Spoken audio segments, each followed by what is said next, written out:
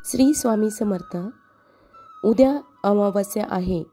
ही माघ अमावस्या म्हणून समजली जाणारी अमावस्या आहे आणि या अमावस्येचं अनन्यसाधारण असं महत्त्व आपल्या ग्रंथांमध्ये दिलेलं आहे।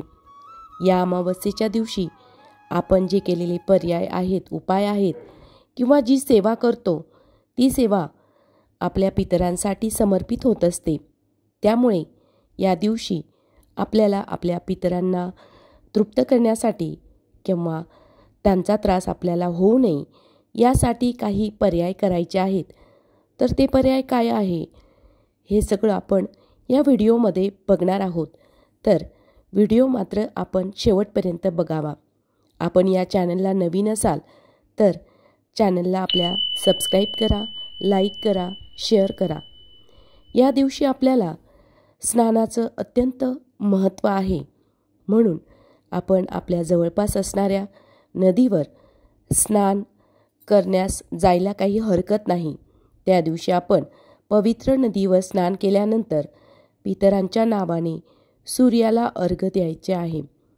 आपल्या पाण्यामध्ये काळे तीळ टाकून आपण या दिवशी सूर्याला जर अर्घ्य दिले तर आपल्या पितरांसाठी ते चांगले असते आणि या पर्यायाने किंवा या उपायाने आपले पितर तृप्त होत असतात। म्हणून या दिवशी आपण हा पर्याय करायचा असतो। या दिवशी अजून एक उपाय म्हणजे अमावस्येच्या दिवशी आपण कर्पूर होम करत असतो।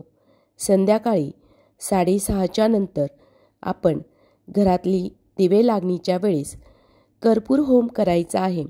तर तो होम कसा करायचा? आपण एक नवीन नारळ घेऊन यायचा आहे। त्या नारळावर देवासमोर बसून आपण आसन मांडून आपण त्या नारळाची शेंडी देवाकडे करून त्या नारळावर विषम संख्येमध्ये कर्पूर जाळायचा आहे। अशा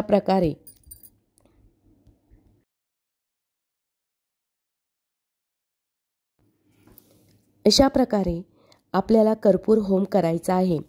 हा कर्पूर होम या अमावस्येपासून पुढच्या अमावस्येपर्यंत आपल्याला करावयाचा आहे। याचा फायदा आपल्याला खूप चांगल्या प्रकारे बघायला मिळेल। या कर्पूर होमामुळे आपल्याला घरामध्ये सुखशांती बघायला मिळणार आहे।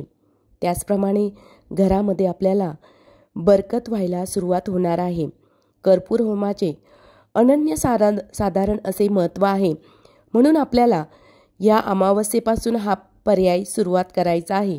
तर दररोज संध्याकाळी हा कर्पूर होम आपल्याला ह्या अमावस्येपासून पुढच्या अमावस्येपर्यंत करावयाचा आहे आणि पुढच्या अमावस्येला ह्या नारळाचा आपण विसर्जन करावयाचा आहे आणि दुसरा नारळ आपल्याला पुढच्या अमावस्येला घेतला तरी काही हरकत नाही। आणि त्याचप्रमाणे आपण जर आपल्याला मध्येच मासिक पाळी आली असेल तर हा होम आपण ते 4 दिवस बंद करून नंतर परत पुढे आपण चालू ठेवू शकतात। अशा प्रकारे हा पर्याय केल्याने घरामध्ये सुख, शांती, समृद्धी आपल्याला बघावयास मिळेल। 100% सगळ्यांनी हा उपाय करावा आणि अनुभव घ्यावा।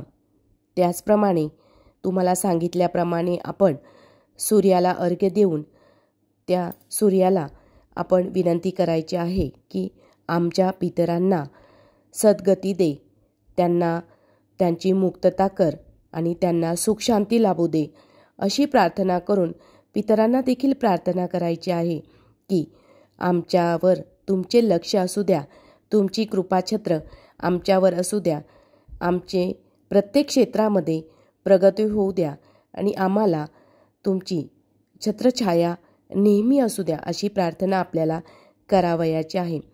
त्याचप्रमाणे या दिवशी शंकराच्या पूजनाचे देखील अतिशय महत्त्व आहे, कारण भोलेनाथांची जर आपण या दिवशी पूजा केली तर त्यामुळे देखील आपल्या पितरांची तृप्ती होत असते। काही स्नान दानाचे देखील महत्त्व आहे।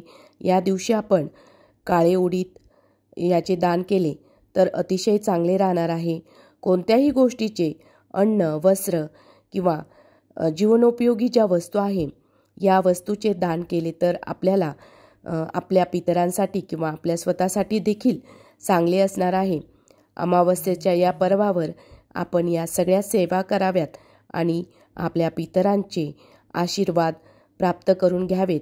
त्याचप्रमाणे आपले ग्रह देखील या दिवशी आपण जर काही उपाय हे केले आहे त्याने शांत होत असतात. ग्रहांचा दोष असेल तर तो सुद्धा कमी होण्यास मदत होत असते.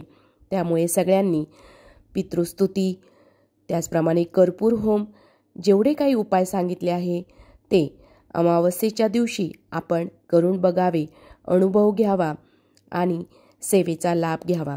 जर तुम्हाला व्हिडिओ आवडला असेल तर नक्कीच व्हिडिओला लाईक करा, शेअर करा, सबस्क्राईब करा. श्री स्वामी समर्थ.